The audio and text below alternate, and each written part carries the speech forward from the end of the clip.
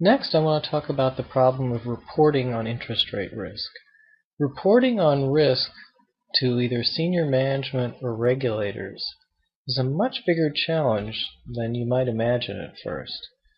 One of my favorite books about the financial crisis of 2008 is called All the Devils Are Here by Bethany McLean and Joe Nocera. Now, these are not professional economists, they're journalists, but it's very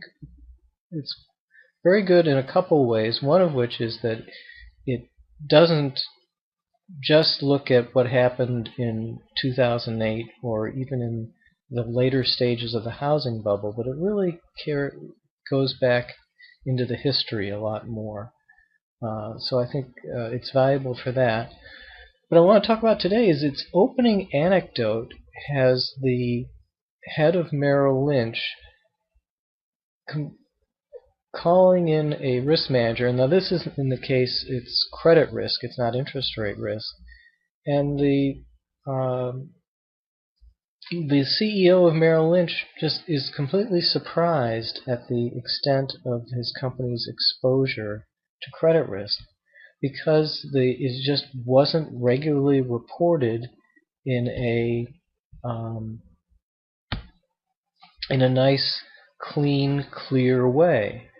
Now, you could argue that maybe that was a little bit intentional, that the CEO maybe was trying to avoid hearing bad news. There's a little bit of a hint of that in the book, but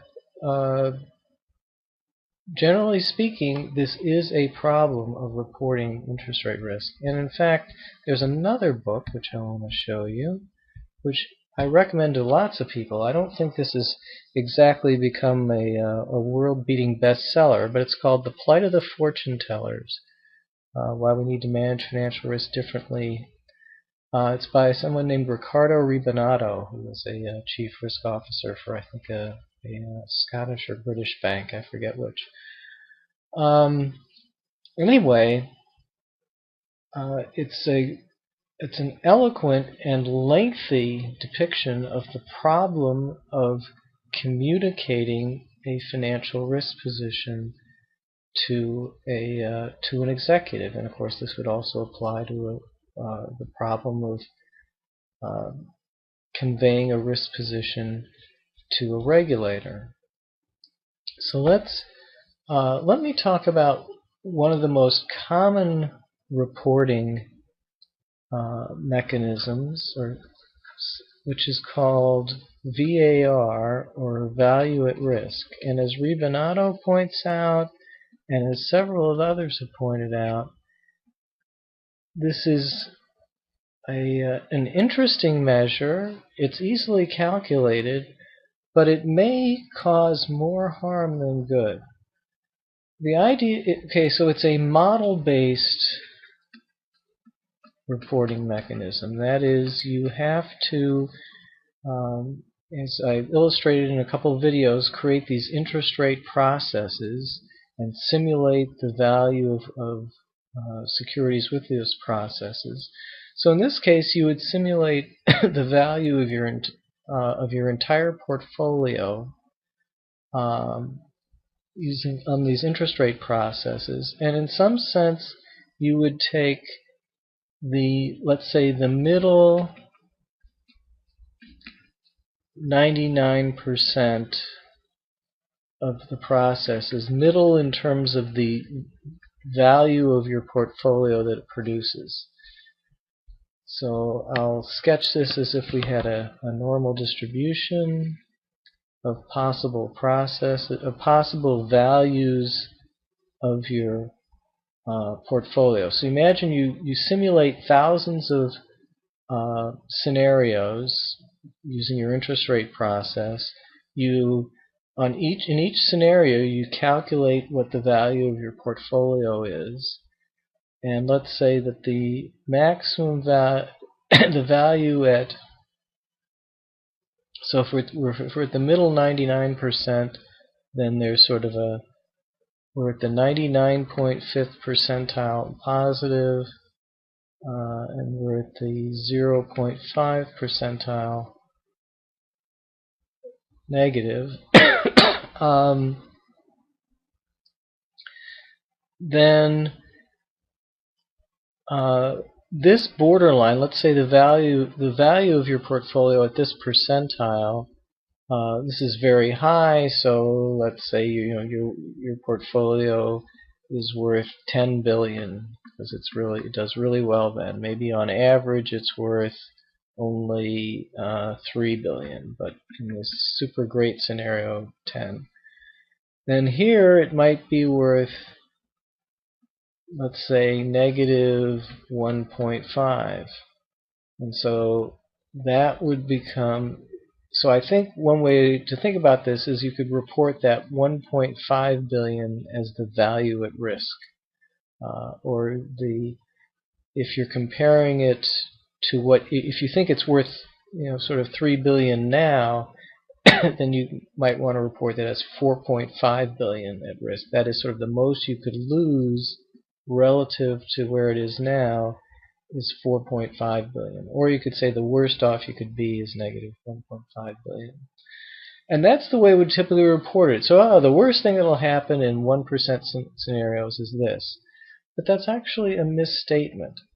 What value at risk actually measures is not the worst off you could be. It's the value at risk gives you the best value in a particular unusually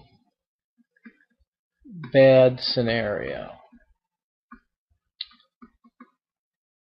So it's not the most you could lose, it's actually the least you would lose in one of the most unlikely scenarios. So unusually bad meaning will happen, let's say, less than 1% of the time, or in the example here, less than 0.5% of the time.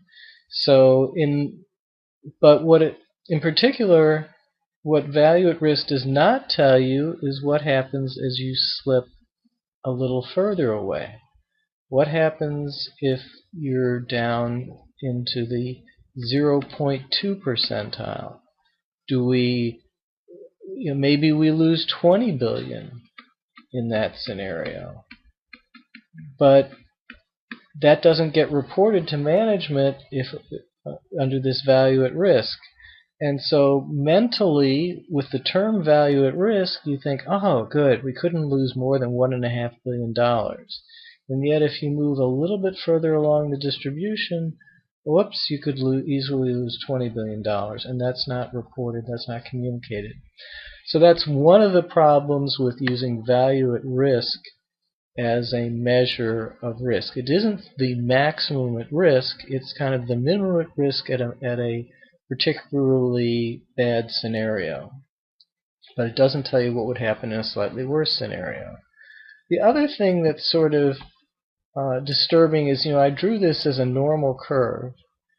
And what a lot of people have emphasized, I think quite rightly since the financial crisis, is that the normal distribution does not describe a lot of financial phenomenon, in fact even a lot of other phenomenon. It doesn't describe it very well beyond a couple of standard deviations. So the problem people talk about is the problem of fat tails.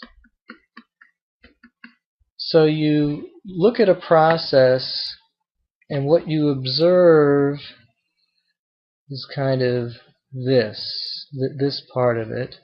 And you say, looks kind of normal, and then you extrapolate that normal process using a normal distribution out to here. And you say, okay, so now we're going to make an estimate of value at risk somewhere out here. The problem is that here's what you've observed, but the true distribution maybe actually goes out like this, and like this. So that means like the tails are fatter. So that there's actually a much higher probability of events way out in the distribution than you assume. So what that means is you report this point as the, let's say, the 0.5 percentile, very small probability of this occurring, when in reality it may be at the 10 percentile. There actually may be a 10% chance that it occurs because this 0.5% calculation assumes that there's a normal distribution, that the normal distribution applies as you get away from the center. But in fact, as you get further away from the center, the normal distribution doesn't apply. In the real world, there's extreme events are much more likely than is implicit in the normal distribution. This is a point, by the way, if it's confusing to you, maybe it will be clearer if you read some of the works of Nassim Taleb, the famous Black Swan. I think he tries to explain this. Maybe he does a better job, maybe he doesn't, of this difference between the presumption of a normal distribution and the actual behavior of financial phenomena.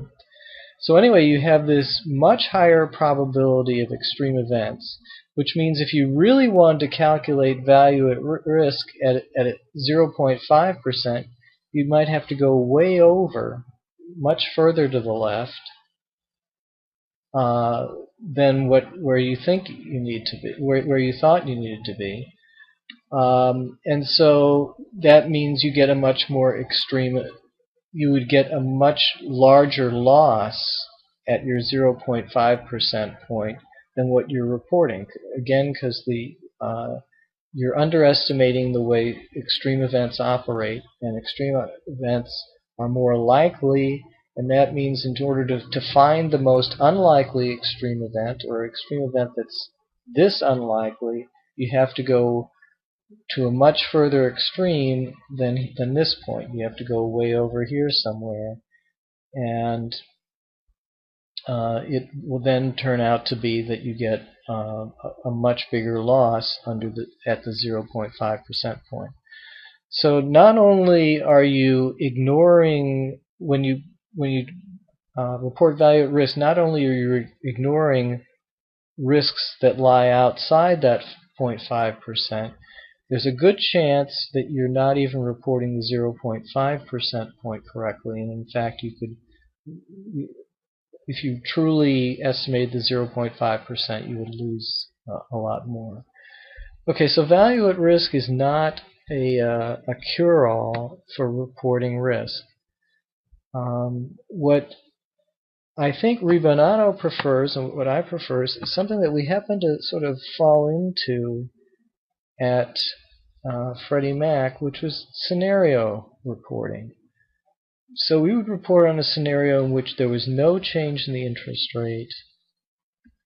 Interest rates go up, let's say 2, 4, down 2, down 4, and we would report the net present value of Freddie Mac's portfolio under those scenarios. So they were just completely artificial scenarios. You don't know what the probabilities of these scenarios are. We don't pretend to know. But we report the NPV. And so if you draw an NPV curve and it looks kind of like this, you'd say, okay, well that's reasonably flat. There's not a whole lot of risk. If your NPV curve kind of looks like this, then you see that the difference between where we are now and where we would be in a high rate environment, as I've drawn it here, the net present value plummets. It might plummet by more than 50% in that scenario, and it would go up if rates go down. So this is a risky portfolio because it responds a lot to under the large change in interest rates, and this is a lower risk. Now, And then one way you can manage to that is just say, well, we will allow we don't want to see a drop in the value of our portfolio of more than X percent if there's a 4% increase in interest rates. So if you might say that your management task is to move this up through hedging and changes in policy so that you don't have as much of a drop in NPV. So that's how you could use this reporting tool as a management tool. Now, there's one problem with this is that it focuses you on the endpoints that you choose. And if you chose, for example, very narrow endpoints, you might conclude that you really have a nice safe portfolio in either case, and then it's only out at the 4% rise in interest rates, which you're not looking at if you only focus on this range. It would only be at the 4% rise in interest rates that the risk shows up. So there's always a danger that your window won't be wide enough to cover all the important scenarios you should worry about. So that's kind of a judgment call. You have to say, really what is a realistic extreme scenario. So how wide should we set the window? Because something like a rise in interest rates of 8% might seem just completely unrealistic to some people. To some people, it might seem plausible, and you've got to kind of make an executive decision about where to set the window.